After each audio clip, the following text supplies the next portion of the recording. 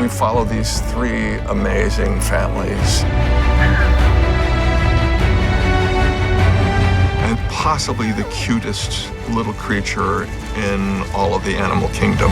One of the more admirable film series of recent years has been Disney Nature, the revival of a label that made some of the great true life adventure pictures of the 50s and 60s, supervised by Walt Disney himself. He won several Academy Awards for these movies that explore wildlife everywhere. And in 2009, for every Earth Day, Disney has rolled out one of these new remarkable films, starting with Earth and then Oceans, African Cats, Chimpanzee, Monkey Kingdom, and many others.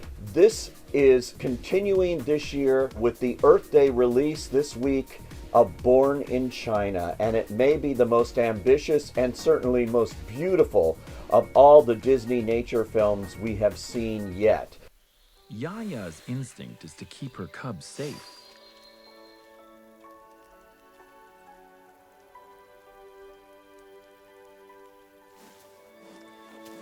But she can't protect Mai forever. At some point, she's going to have to let go.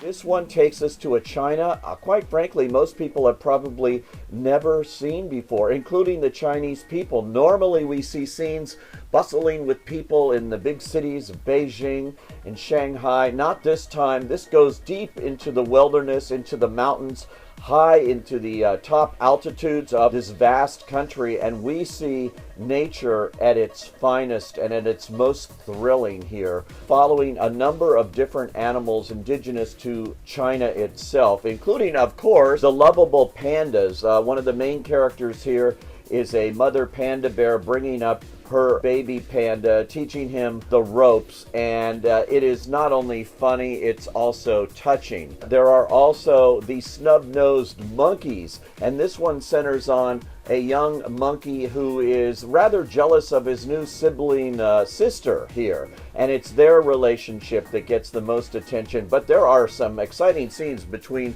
all of these monkeys that put the Rumble from West Side Story to shame. This is pretty intense stuff that you see here. There are also the shrew, the animals migrating here, and that's thrilling stuff to see in and of itself. And there are many others, including most notably the snow leopard, the tale that we follow of a snow leopard mom and her two cubs as she struggles to provide them food and a new life.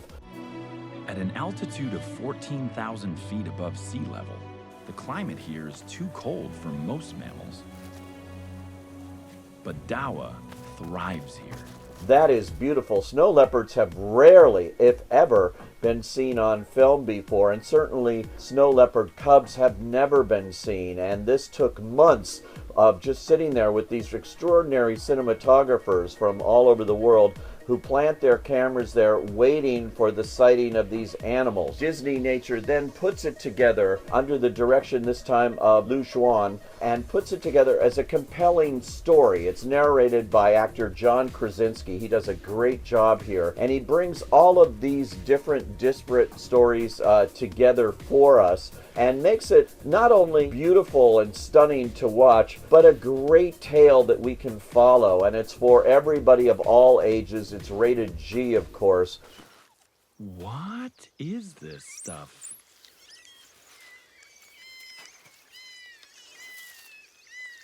Whatever it is, it's cold.